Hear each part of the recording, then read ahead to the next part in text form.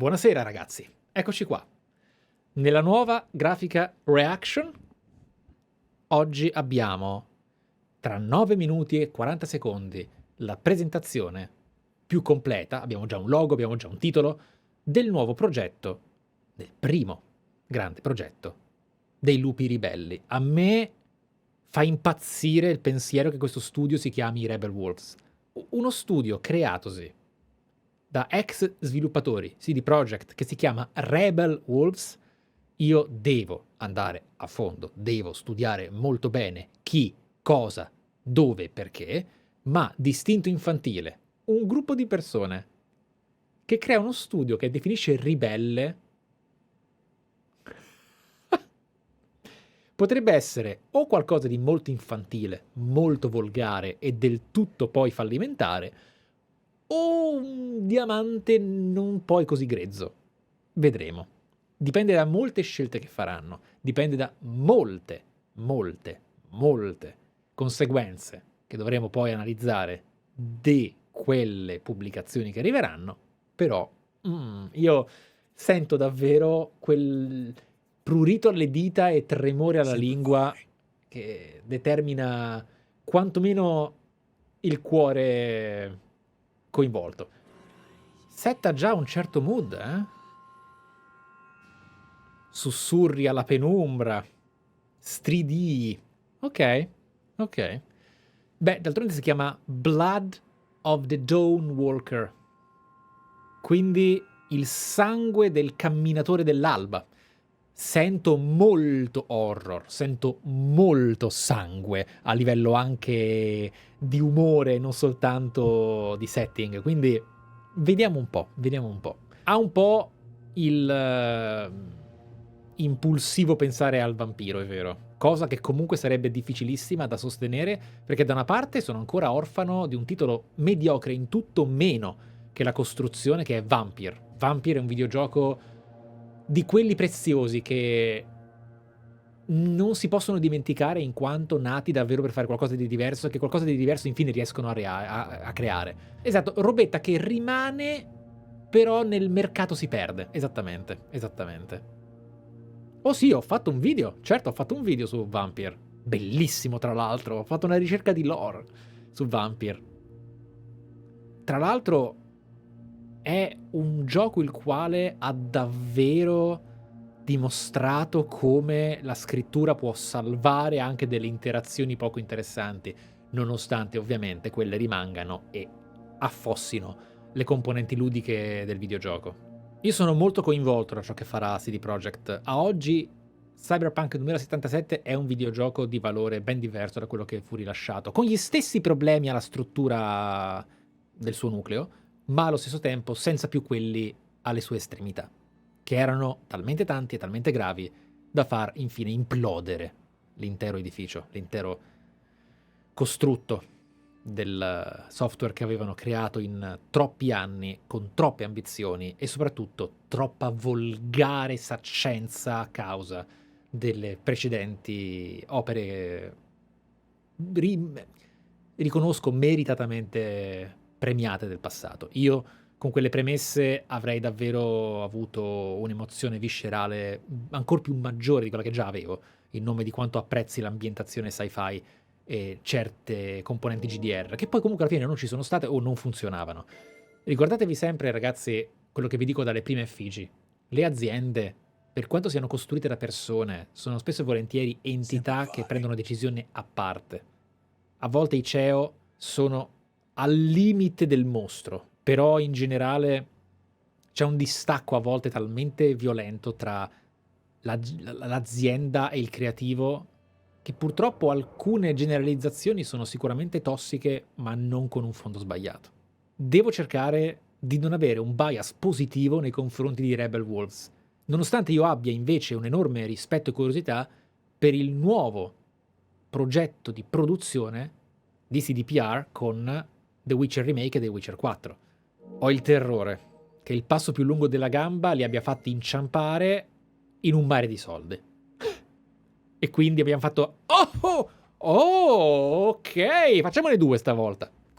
Bisogna stare molto attenti, vorrei tantissimo avere il potere di andare a influenzare certe decisioni, ma chi sono io? Posso soltanto rispettosamente o non rispettosamente lamentarmi e criticare quando è necessario. Esatto, Raven, la preoccupazione per il fatto che appunto le persone valide possano essersi spostate proprio qui su Rebel Wolves è assolutamente lecita, non di meno, per quanto io sia sempre il primo a spingere a voi la assoluta verità di seguire le persone e non i brand, non bisogna neanche essere pregiudicanti di chi è stato sostituito, cioè da chi sono stati sostituiti. Semper Fi.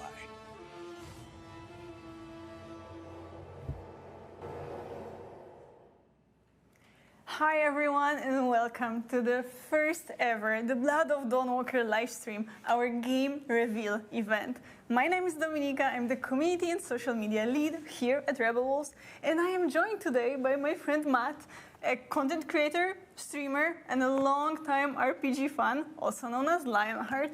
Thank you so much, Dominika. It is an absolute pleasure to be here live in the Rebel Wolves studio.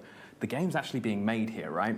Yes, we have 120 super talented people working on the game, and many of them are actually watching us right now, live from our company watch party, so huge shout out to you guys.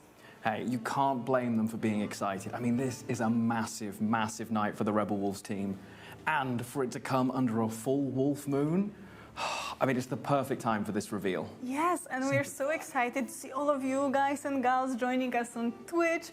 We know time zones are tricky, so a special thank you to those of you who had to get up early or those staying up late just to be here. We really appreciate that. Yes, and a very warm welcome as well to all of the streamers who've decided to co-stream this event live to their own communities. I can't wait to see all of your reactions later on. Definitely. Now, many of you have been asking us about what's been going on behind our doors, and we have great news. The wait is finally over, and we are ready to unveil what we have been cooking up for the past 2 years. Yes, that's right. There are so many exciting announcements to come through the rest of this event, so I really hope you're comfortable.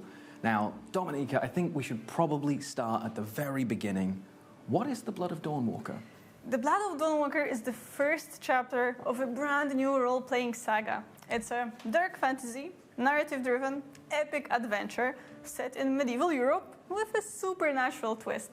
Our aim for this game is to create a truly unique experience for you guys. Classic. A game that we have been dreaming about.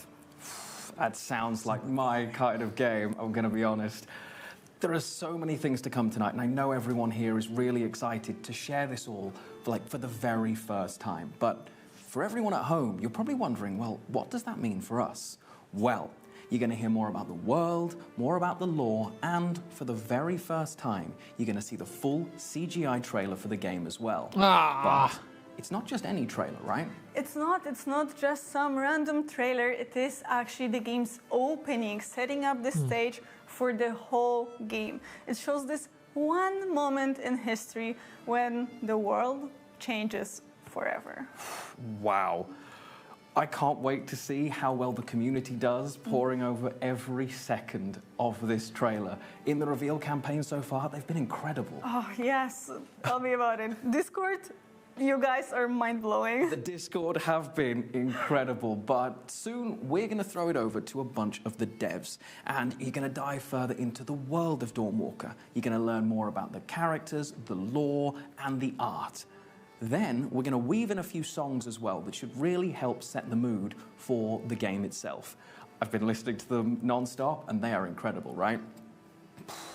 Lastly, make sure you stick around all the way through, because we also have a very brief but very real gameplay teaser as well. Yes, and it is an actual look at the state of the game as it is right now, straight from the engine. And in the meantime, we will be checking up on your comments, so make sure to drop all your thoughts or your impressions in the chat. My teammates, MJ and Mati, are already there with you, and we'll respond whenever we can.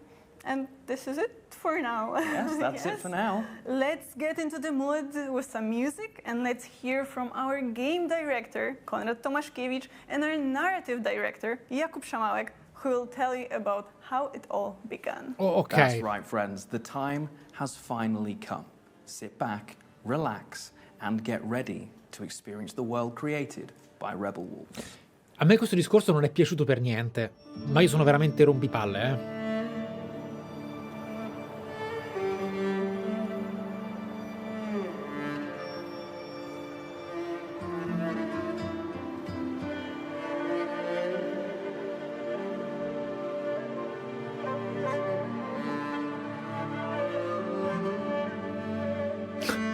Non è CGI, questo è il mondo reale.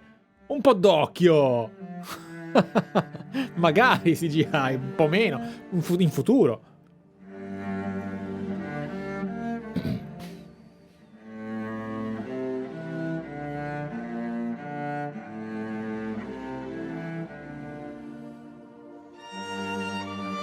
No, non è CGI questa.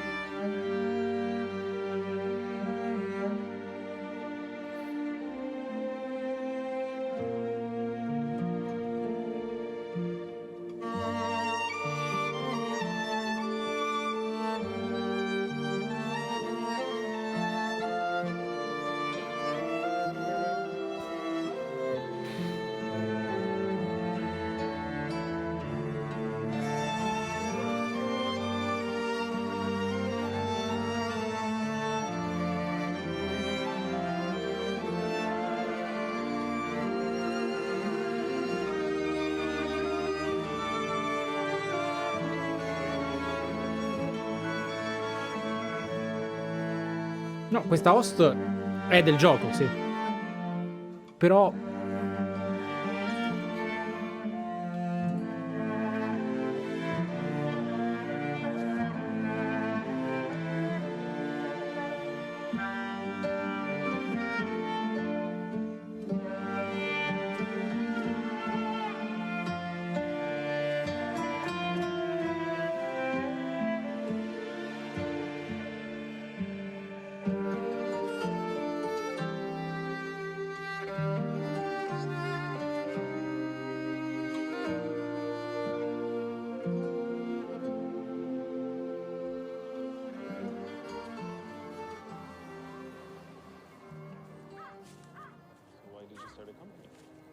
I decided to open the Rebels company because I felt that there is a huge space for innovation and for evolution in the open world RPGs.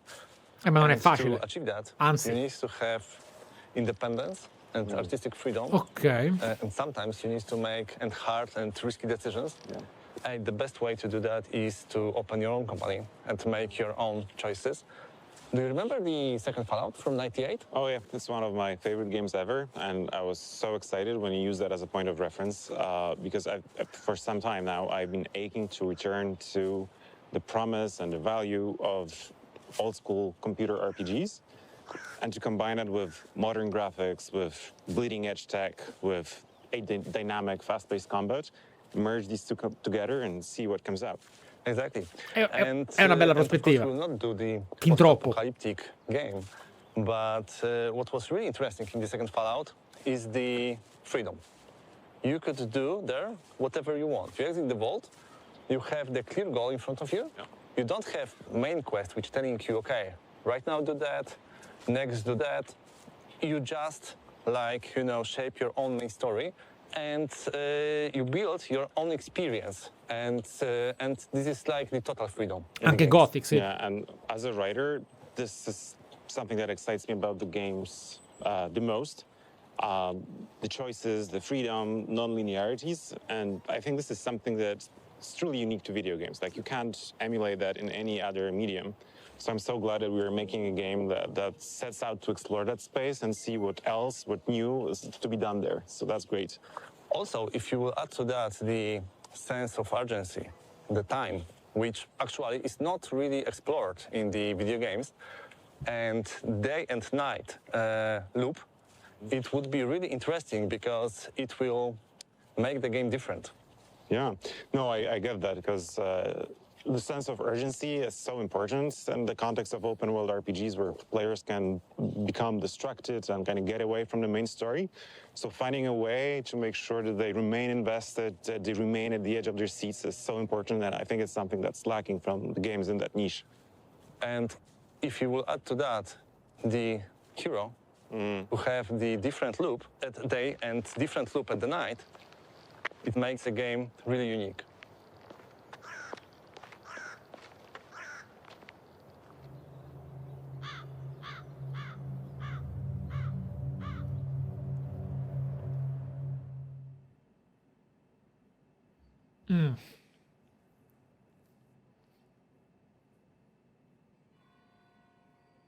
Appunto, sicuramente si parte bene.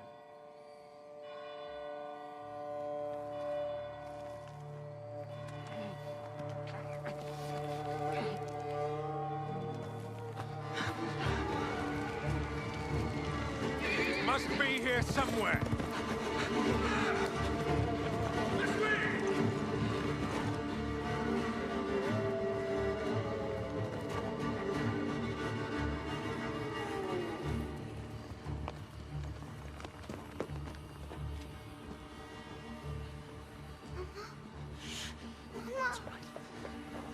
It's all right. Lunka! Don't hurt her! You gave us quite the chase, young. Please, sir. She's just a child. Ah, Roderick, remind me, did I make an exception for children? No, sire. No. That would have been foolish, would it not? They spread the plague just as well as adults. And there's only one way to stamp out this sickness. No!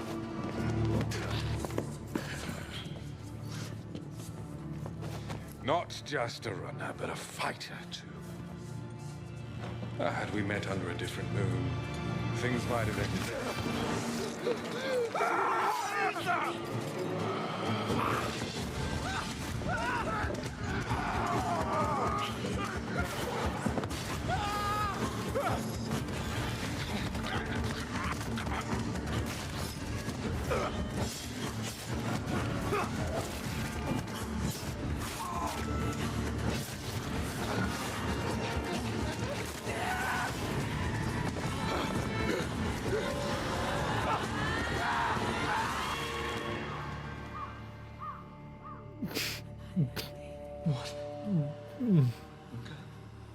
Lunka?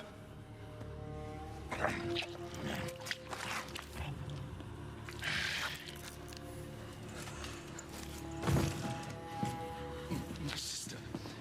She needs help. Fast. Please, let us pass through. I beg of you. Please. Please.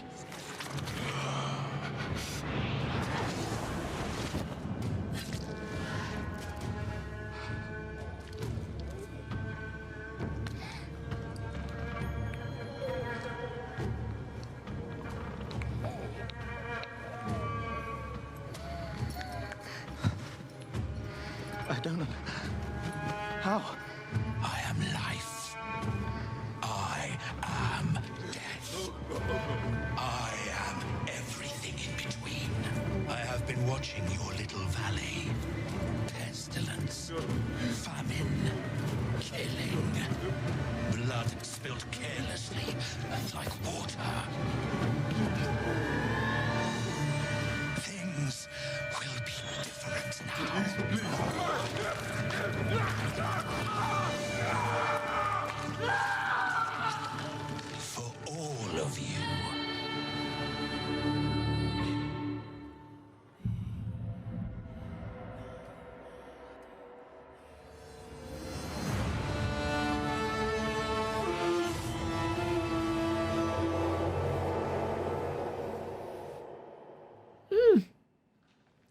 So the game takes place 2 years after the events shown in the intro, and this is just the beginning of a greater saga we were planning. So we get to meet the character at the beginning of his adventure, which I think is really cool. And Cohen in general is so much fun to write and flesh out because he's not your typical game protagonist. He's not a grizzled veteran who's seen it all, who is cynical about the world, who comments the world with like one-liners. He's a young guy who, at heart, is emotional. He can get vulnerable. He's honest about how he feels. What I love in Cohen is that he'll be never a superhero. He'll be never overpowered. At the day, as a human, he can fight with a sword. He can use and discover dark magic, but he can be killed by anyone. At the night, he encountered a lot more difficult enemies. He can use some vampiric abilities, not only in combat, but also he can use it to explore the world and to see the world in a totally different way. Yeah, and he'll need all these cool superpowers because he's facing formidable enemies. This clique of vampires who decided to take over the world, turn it upside down, and set the rules. And they are led by this super old and immensely powerful vampire called Brensis. È ispirato Our ovviamente game a... is set in 14th century Europe, and it's a world in deep crisis.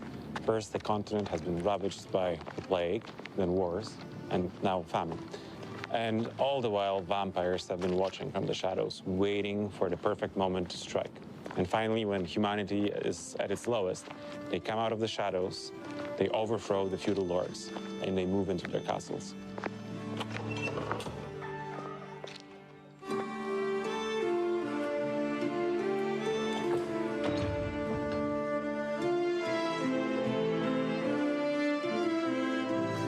No. Il protagonista non è stato vampirizzato, è che la vicinanza di quell'entità lo ha quasi ucciso. Cioè, lui è morte, quindi il suo corpo stava morendo e si è ripristinato poco dopo. They even healed Lunka. And, you know, I know that people need to pay taxes in blood, but it's not a huge cost of safe and good life. Well, to that I'd say that vampires' favors are uncertain. And sure, they protect the people of the valley where the game takes place, but they see them as cattle, so they protect them to then lead them and ultimately kill them. And the blood tax you mentioned, it's taken from everyone, the frail, the weak, the old. Each week they have to convene at the church for a blood mass. So for some people, that's deeply traumatizing or might even end up in them dying. So in the end, I'd say the balance is more or less equal. And that's something that I actually really like about our setting, this world, that nothing is simple. Nothing is just black or just white. And you have to decide for yourself, like, what do I think is the right choice? What is the path I want to take? And what is the path I want to avoid? And ultimately, Cohen's family ends up in the dungeons of the Vampire Lord. And even as Cohen is trying to free them, he will meet people who still support the regime. It's even more challenging for players because Cohen has only 30 days and 30 nights to save his family. In most games, sandbox means gameplay freedom. In our, it means narrative freedom. We don't think about the quest like the main quest or the side quest. We just have quests. Players will craft their experience through the game by themselves, and nobody will have the same, you know. And we call it narrative sandbox. Yeah, that's something that really excites me because that means that no two playthroughs will be identical. That each player will have a unique experience. And that's the true magic of video games, and that's why I love making them. Welcome back, everybody, and I hope you agree that that was worth the wait. Now, the best news is that we are just getting started tonight. And first things first, Dominika, that trailer. I know, right? And for our Polish community out there, good news, we will be dropping the Polish version of the trailer with Polish dubbing on our social media channels right after the stream, so keep an eye on them. I think a lot of people are going to want to rewatch that trailer, so I bet that they're really, really happy. But we've got a lot to unpack here, right? So you mentioned before that the trailer actually serves as the intro to the game. Yeah. So everything that we all just saw, that happens before the game starts? Yeah, so the cinematic that takes place 2 years before the events from the game. So 2 years. A parte il fatto che non è detto, grazie della conferma, però raga, So you can see that in the CGI, he's still very young, he's very, inexperienced. You see that innocence in him, right?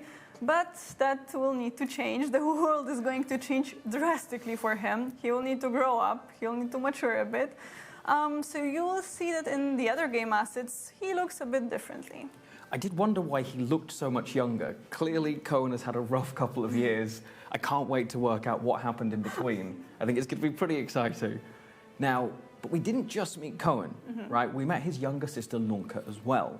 But in the video we just saw, Conrad mentioned that she was healed. So does that mean she wasn't turned into a vampire then?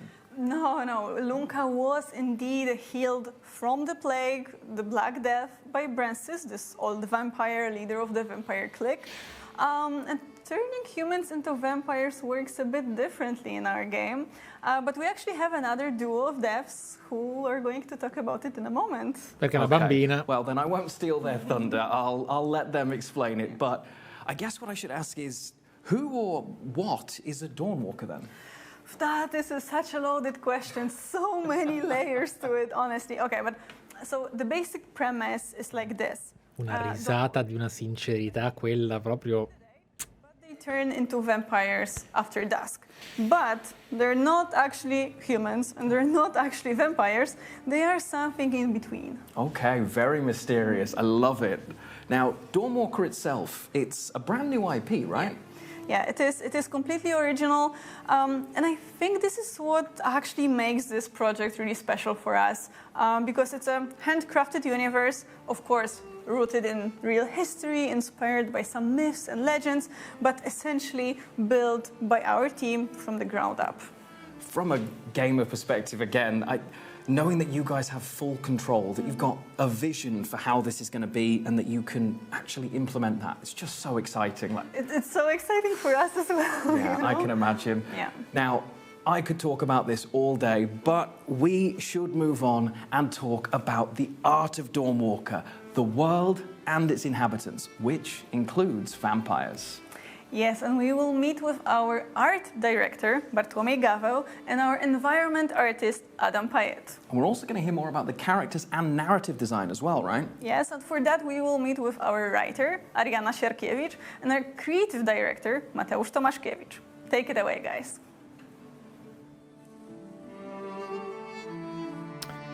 Io ho molto da dire su come hanno scelto di fare la presentazione. Ci sono delle ottime idee e delle non ottime idee. Script for the Dawnwalker, I fell in love with it right away. I think for me, what got me was the concept art when I first saw those Carpathian villages hugging the mountain slopes, the valleys, forests, and then also the muddy streets of Svartrau and the long shadow of the cathedral. It all felt very authentic, muddy, and also very familiar, homely, and, well, Eastern European. Not just Eastern Europe. No, yeah. It's a mix of predominantly Romanian motifs with broader influences of Balkan cultures. It gave us a freedom of creation. It's a vast range of inspiration, from Polish log houses to Ukrainian or Balkan clothing to Romanian defensive churches. That variety and that broad spectrum was also interesting to get, because I never thought as an environment artist I would have to learn in Romanian how to Google specific museums just to get the references. On the other hand, we also set a boundary for ourselves, and that boundary is a time period of inspiration ranging from the 13th to 15th century. And this is meant to ensure the visual consistency of the work. Yeah, and that is also quite a challenge, to make sure that what you create is authentic, grounded, and has a real sense of place, but at the same time isn't just a picture and invites exploration and promotes that gameplay. I wanted to see how far we could push realism so that players truly feel part of the narrative. But this is not a simulation of medieval life. Not at all. Hanno messo... Realism can be boring, and we wanted to create something exciting. And that's where the magic comes in. Yes, the magic. Our magic isn't filled with fireballs or flashy lights. Yeah, it's probably even more interesting to get right than the realism part of it, because when a quest brief comes through and the magic is manifest by, I don't know, birds flying in the sky in a strange formation or the northern lights not being in the north, it really makes you rethink the whole location and how it should come together to marry those two aspects. Our magic is also serious and it's closer to paranormal phenomena than to traditional spellcasting. It's like the X-Files set in the Middle Ages, all deeply rooted in the history of the Dawnwalker world. Yeah, and I think it's the weather and the lighting system that do majority of the heavy lifting to take a location and really push it one notch above realism to give it a slightly off feeling. I think my favorite location for that is the cathedral. During the daytime, it's that monument to Gothic architecture with people bustling around. And then as soon as the sun starts setting in and the streets clear, the fog starts setting in, and it becomes a completely transformed, different area, very spooky, almost liminal, cemetery-like space. And that was also a very early and conscious choice on our part. We wanted the world to be a different place after the sun sets.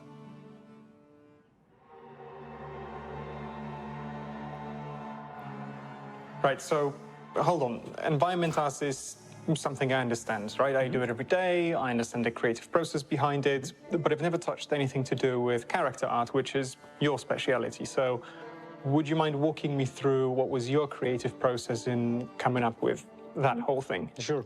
So we approached the work on vampires very seriously. It's a whole new universe. What's even better is that it's a mix of familiar elements with a fresh twist. We all know that vampires are well-defined in pop culture and have been around for a long time, so we wanted to create something fresh. So what primarily sets them apart is their teeth. Our vampire teeth keep growing throughout their lives. The older the vampire, the more teeth they have. So instead of two sharp teeth, they have a series of needle-like fangs, densely growing from their jaws, often emerging from different parts of their skull as they age. The teeth keep growing because the vampire can use them to create another vampire. And the mechanism is very simple. The vampire pulls out his fang and drives it into the heart of its victim. Lovely. So what's interesting is that our vampire's teeth aren't visible at first. They can extend as the mouth opens, and it looks really creepy. Yeah, I still remember the first time that the animations came through from the character art team, showing the mouth opening and the teeth growing, and it was absolutely disgusting. I loved every bit of it.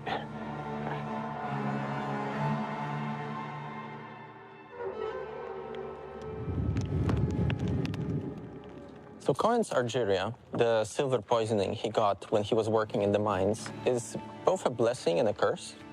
Because on one hand, it weakens him. On the other hand, it protects him from becoming a vampire fully. So, you know, he gets to traverse both worlds, both the world of humanity and the world of the creatures of the night. Yeah, well, he was kind of used to dealing with the vampires since it's been like a couple years since Francis took over. Now he has to find a way to deal with things like undead lurking in ancient tombs that should have remained closed. Kobolds that used to only prey on miners going way too deep into the mines, or even Uriashes, who used to live high up in the mountains, secluded, and now they are in Francis's troops. Yeah, and they are vastly different. Oh yeah, they all have their own separate cultures, and well, if you want to deal with them, I would kinda like to you should get to know them a bit, or else you might get tricked, because they all have their No, ragazzi, non è in engine, sono key art, sono opere di design che poi diventano traslate in engine dagli artisti 3D, eccetera. new problems nobody had to deal with before. But I think this is great because all of that tension, all of these problems are great storytelling material for us, for building all of that content. For example, Francis, he had to normalize this thing for the humanity, convince everyone this is the new normal. Yeah. And the way he did this was, first of all, you know, there was a lot of social turmoil. And on the other hand, a lot of deeply held religious beliefs. And he twisted them. He turned himself into this messianic figure. So, for example, he introduced these blood masses where he feeds a human vampire blood, right? And at the same time, they have these other things like punishing criminals with, like, draining them dry. Yeah, but, well, you know, some people actually liked it because once Francis came in, he set up a new order of things. He finally got down to business, and then he locked the valley off so that nobody can touch it. No outside influence can touch it. And, well, some others did not like it so much, and they began to reach into the depths of forgotten magic, occult, stuff like that. Yeah, so either way you look at it, the Vale Sangora will never be the same again. Not a chance. That is a lot of world building, isn't it? Oh, absolutely. There are so many things we need to remember to make this into a cohesive whole. And at the same time, you have the challenges posed by the open world itself. Because, you know, there's a risk of the content being formulaic or repetitive. We handcraft all of it, and we focus on telling these unique themes we really care about. Oh yeah, we want to talk about loss, about the meaning of family, about opposing tyranny, about trying to coexist with creatures you've never had to coexist with before. Well, but that would be difficult to do with just Coin and Francis, right? Impossible, actually. We had to create a whole host of characters, and we really wanted to avoid having cardboard cutouts, like without motivations, without backgrounds, goals and ambitions. But, you know, when you meet those characters, your goals and ambitions may overlap, and you befriend them, or it might be the opposite, and you go on a warpath with them. But, you know, given the goal that you have ahead of you, it might be good to have some friends to go along with. Well, but you could go on your own, right, if you wanted. Well, yeah, you could just grab a sword and go storm the castle. Yeah. But, you know, it might be wise to, for instance, find the rebel cell and try to dismantle Francis's rule with them. Or, I don't know, listen to what an agent from outside of Vale Sangora has to say. Questa è la parte più debole per ora.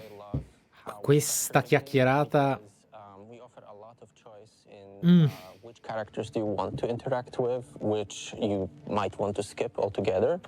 And also on top of that, you have this layer of non-linearities where you can decide their fates, but also the fate of Cohen and his family.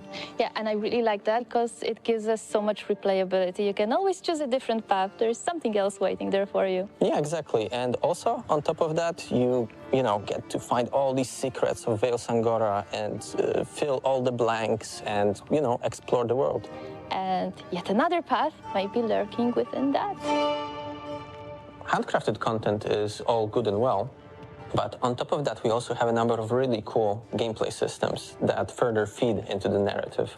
Yeah, and speaking of feeding, my favorite one is the blood hunger. It lets me play a real vampire. I don't just have to drink blood to use my cool abilities in combat, but if I talk to someone without feeding first, I might just lose control and I might eat them. And it's not going to be just any random peasant that I won't care about. I can eat my best friend. And I will break my heart, and I will break my quest. Yeah, so you better keep him well fed. Yeah, definitely. Do you have a fave?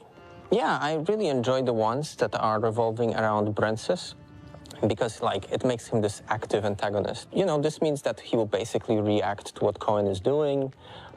He will pass these edicts that will hinder your path. So, for example, he might set up military checkpoints that will be on your way. That changes the world, right? Yeah, exactly. And also, you know, it's not just him running the show. It's also his 3 powerful vampire allies. Yeah, when I saw them in CGI, that was such a hype moment. Finally animated, voiced, and just loved it. Yeah, and on top of being cool characters, they also have their own, like, spheres of influence. And you get to dismantle their organization step by step, making it simpler for you to confront Francis and free your family. Well, when it comes to freeing your family, there's one more antagonist. That is time itself. Because every time you do something important in the game, when you complete an objective or you complete a quest, time moves forward. Yeah, but what I really like about this also is it's not like real time. You actually get to control how much of this resource you want to spend, right? Yeah, you have to manage it wisely, but if you just want to enjoy the view or just take a stroll, you can without stress. But once you get down to business, you have to do it smart. Yeah, so I think all of these things combined, handmade quests and the gameplay systems, create for this really fun, unique experience. Yeah, and you know what? I cannot wait to see what shenanigans players will get up to playing with those systems. I will be there watching it. Same, same.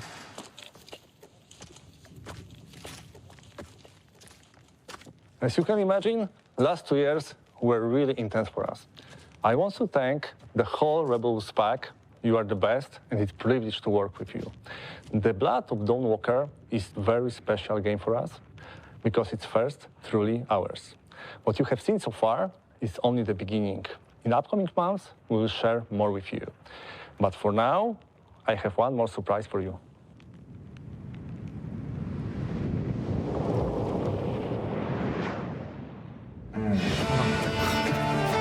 Scusate, scusate.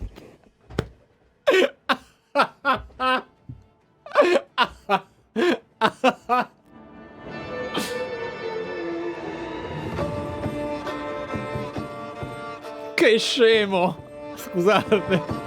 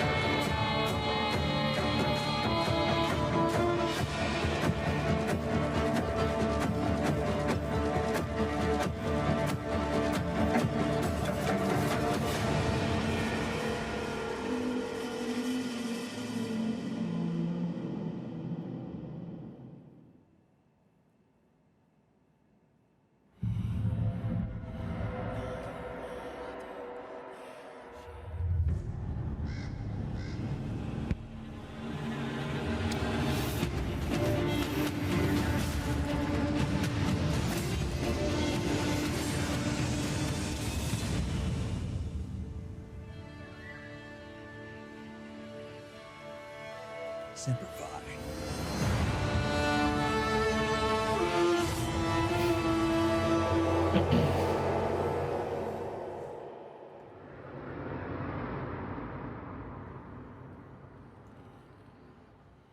Allora. And we are back.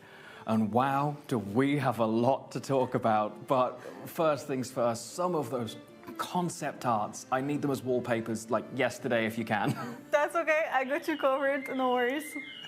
Well, one of the big things that really matters in this game is that time matters. You're only going to have 30 days to make all of your decisions. Well, it is actually 30 days and 30 nights. So, as Cohen, your objective is to... Raga, fate un Chuck 2. Mica siete in live. Ma rifatela, no? Le rifaccio io. Depends on you and your decisions. Wow. Now, Toglievo le cicale dai gameplay. just have clicked that is why there was a 30-day and 30-night countdown prior to the stream going live today. Just those little bits of detail, all of the tie-ins, the full wolf moon. I love it. It makes me so excited to see what's coming. But the fact that decisions are going to matter in the game, like I can't do everything, right? It's just not going to be possible.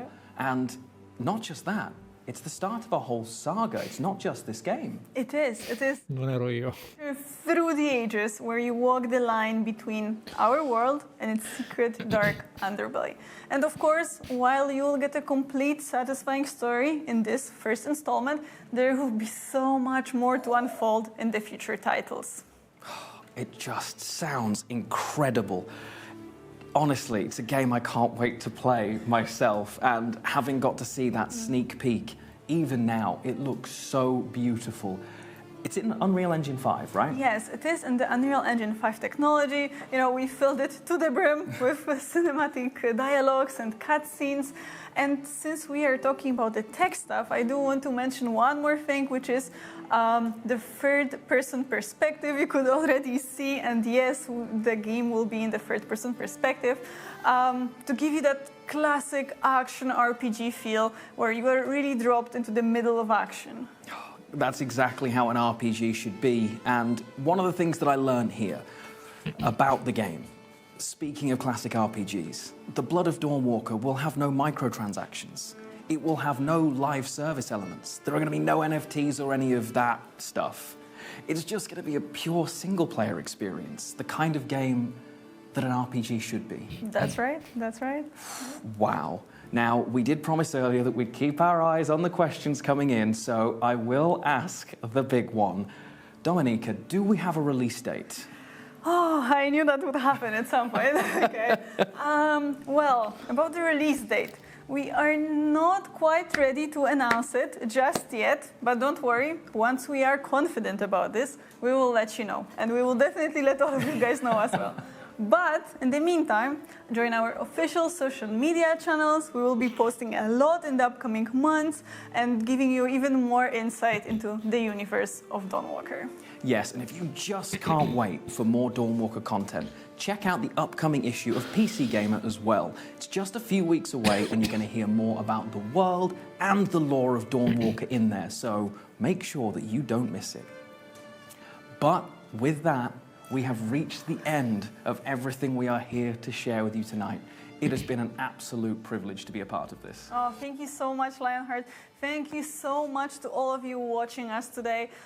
We're so happy that we could finally share all these cool things we have been working on with you. And we will meet again this summer to talk more about the Blood of Dawnwalker, this time focusing on the gameplay features and unveiling how it actually plays. Until then... Thank you so much for joining us tonight, everyone. Stay safe, and we will see you soon. Bye. Bye.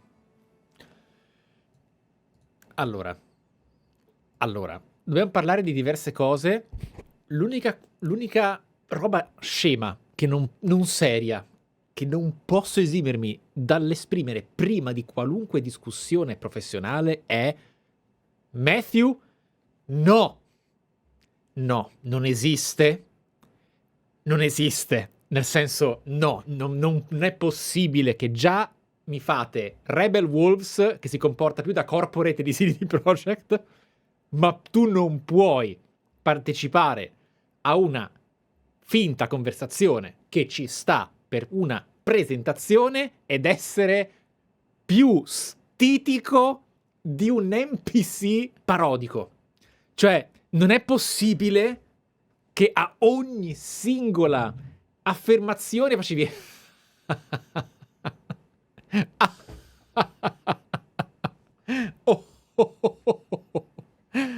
Ma quindi... quando esce? Nel senso, c'è un enorme problema di comunicazione, ed è una sciocchezza rispetto alle cose importanti da dire, ma mi permetto di... ho un po' di esperienza in comunicazione, d'accordo? E quindi, nel momento nel quale hai la morte delle 3 ormai alle spalle, se vuoi fare un palco costruito come conversazione, devi essere consapevole che il pubblico è consapevole. Devi essere meno teatro e più recitazione. Mi va bene la recitazione per una presentazione, ma allo stesso tempo non puoi pretendere che non ci sia fastidio di presunzione malposta quando fai delle finte domande con un tono sincero. Non è quella la recitazione che devi fare. Devi permetterti di essere libero di sapere che il pubblico sa. Vi state presentando, non è una voyeur cam. Quindi, per favore, le risate meccaniche come nemmeno un burattino di Lies of P, evitiamole. Esatto, era totale contraddizione con il video dei developer. Sono d'accordo. Infatti, in realtà, è un'ottima idea. Ho letto un commento che diceva potevano far vedere il gameplay e star seduti. No. È molto carino per mantenere l'attenzione e coinvolgere un po' umanamente la passeggiata. La passeggiata, per quanto si vedeva che non fossero del tutto a loro agio, è un'ottima idea per veicolare un pochino una chiacchierata che fa exposition. Questa cosa funziona, mi è piaciuta perché metteva in meno cattedra molto stucchevole delle informazioni in un discorso più fluido e sincero, che però si è costruito principalmente su cose interessanti. Hanno cercato di non essere costruiti, in realtà risultandolo di più, ma questa è una analisi della presentazione, e l'analisi della presentazione, al di là del gusto che può provocare il farla per esercizio di stile, sti cazzi, siamo videogiocatori, il mio lavoro non è star lì a fare la punta sul come lo hanno presentato. Lo hanno presentato molto meglio di tantissimi altri, però anche molto peggio di quello che mi sarei aspettato rispetto a quando ho scoperto che era più lungo di un alla prossima. Quando ho visto che era un progetto proprio di chiacchiere insieme, è partito malissimo, è proseguito bene, è rientrato un po' nel malissimo ed è finito bene con il post-credit tragico. Tuttavia, permettetemi di fare una discussione breve, ma molto importante su quello che abbiamo visto, perché quello che abbiamo visto, a un certo punto, nel modo in cui ho percepito introdurre il discorso, ho detto, cavolo, forse sarà molto meno interessante di quanto non mi aspettassi, speriamo bene. Quello che hanno raccontato del world building e della struttura di gioco è veramente qualcosa che mi ha fatto salire una bellissima aspettativa. Sono super contento dei dettagli di costruzione originale sul vampirismo e su questi personaggi che non sono una ridondanza, ma una prospettiva di saga. La prospettiva di saga è sia molto imbarazzante da presentare con questa cutscene, sia molto affascinante da percepire come convinzione del bene che si sta facendo. Non è da considerare allora la trama sarà incompleta. No, assolutamente no. Quello che davvero potrebbe risultare essere è un proto nuovo Mass Effect Trilogy. Però non lo avrei fatto con questa vedrete poi piano. Capisco tutto, si vede che avete budget, si vede che avete Bandai Namco alle spalle, si vede che i soldini ci sono, la competenza è a livelli ovviamente di top dell'industria, però un po' meno. Quello che mi è veramente piaciuto è stato l'approccio al raccontare delle possibili banalizzazioni di totale monotonia nel genere rese così serie. Quello che davvero ho apprezzato è stato prima di tutto il discorso sul world building. È cascato vittima di un forte imbarazzo soltanto nella prima parte della passeggiata con la torcia. La passeggiata con la torcia è uscita male perché stavano veramente dicendo delle realtà che cominciavano con un incipit di succosa informazione di costruzione che poteva permettere a un nuovo possibile consumatore di affascinarsi di un mondo non banale, e poi sono finiti a dire ma le quest le posso fare da solo, magari trovi degli alleati. Ragazzi, siamo un pubblico verticale, nessuno che non videogioca si approccia a questi contenuti, smettetela di trattarci come degli imbecilli. Vi spiego, non è che sono da prendere in giro perché hanno sbagliato la comunicazione. La comunicazione è stata brillante perché hanno detto cose stupendamente interessanti, ma in quella che è stata 40 minuti, almeno 15 li toglievi, ma li toglievi totalmente, li toglievi totalmente. Al di là delle prolissità e del vuoto corporation messo dentro, cioè la presentazione di loro due qui davanti è stata orribile. Basta non dire niente, non serve, specialmente se vi chiamate Rebel Wolves. Dite, ragazzi, abbiamo speso anche i molari, siamo qui, abbiamo un'idea, è gigantesca, permetteteci di far parlare chi lo ha creato. 1, 2, 3, 4. E poi guardate un piccolo teaser perché ci si rivede in estate, che cazzo di figata. Questa sarà l'engine situation, no? Boom! Non mi fare il PC gaming show senza battute. Però, specialmente quello che... Allora, la musica è meravigliosa. Ovviamente poteva non esserlo. E immaginarla in un contesto dark fantasy così brutale... Io ho apprezzato la crudezza, ho apprezzato il comportamento e stranamente per un gusto che ormai è completamente stuccato dall'argomento, ho apprezzato i vampiri. Ho veramente apprezzato i vampiri. Mi sono piaciuti moltissimo nel modo in cui si sono approcciati al presentare una creatura ormai purtroppo inflazionatissima nell'intrattenimento, ma che qui potrebbe veramente avere delle idee originali sia di struttura gerarchica sia di vera e propria specie oscura, tra il dover, diciamo, poter distinguere la competenza ed età di un vampiro dalla lunghezza dei denti che vengono ritratti ed espulsi dalla bocca per trasformare un altro essere vivente in vampiro stesso, forse non solo esseri umani, vedremo, probabilmente solo esseri umani. Si vede moltissimo che hanno delle idee di grande delicatezza. Sapete quanto io ci tengo al world building, vero ragazzi? Cioè le regole di un mondo, le regole di un universo e di come vengono applicate all'interno di meccaniche di gioco. Se mi rendi la magia qualcosa di molto più importante che non solo una meccanica di attacco e difesa, ma un sistema completamente integrato nella natura del mondo di gioco, quindi non soltanto le maghe del mondo degli strighi, ma energie che la magia va a modificare in maniera aleatoria, paranormale, no? Di quello che è il mondo circostante, potrebbe strutturarsi in delle regole di gameplay e di colpi di scena e di narrazione fighissimi. Esatto, sarà low magic ed è qualcosa, insieme alle altre cose che hanno detto sulla struttura di possibile libertà di gioco del roleplay e di quello che potrebbe accadere quando si effettivamente cade proprio in vampire, in stile vampiriano, ad avere fame di sangue, poter uccidere improvvisamente un NPC con successiva perdita di quest, che potrebbe risultare un difetto se non gestita bene, ma che mi piace moltissimo come concept. Figo, graficamente sembra importante. Open world, aiuto, aiuto, al lupo, al lupo! Quindi facciamo molta attenzione perché sentir parlare di quella gigantesca ambizione di aggiornare l'open world RPG story driven, io credo nel vostro cuore e mi piace più ascoltar voi che CD Projekt Red nel 2012 a dire faremo il più grande GDR libero della storia del medium parlando di cyberpunk, mortacci vostra. Però, ecco, sentir dire non esiste una main quest, vai a costruirti la tua esperienza raggiungendo il fine, no, è un bene, è che non lo vedo così applicabile senza conseguenze nocive. Ok? Voi dovete stare molto attenti a una cosa, ragazzi, ve lo dico da ormai veramente un decennio. Ormai sì, ormai siamo al decennio anche di Effigi. Non cadete vittima di quello che io voglio comunque alimentiate nel cuore. Nel cuore. L'hype, per quello che ho sentito, ce l'ho anche io. Ce l'ho anche io perché il mio cinismo professionale è stato catturato invece da delle idee originali.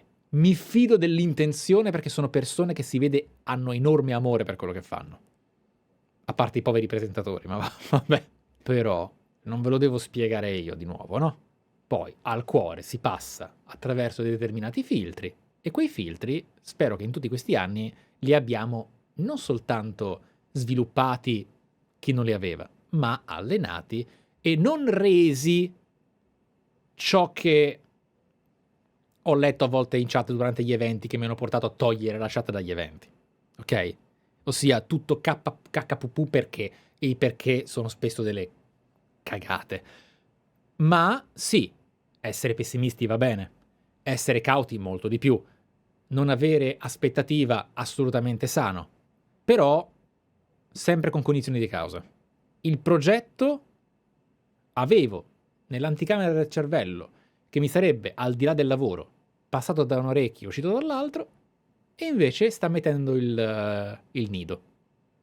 Ok? Sì, mi aspettavo diversamente. Io, capricciosamente, ma questo non ha influenza sulla mia analisi, mi aspettavo una cosa un po' più in casa.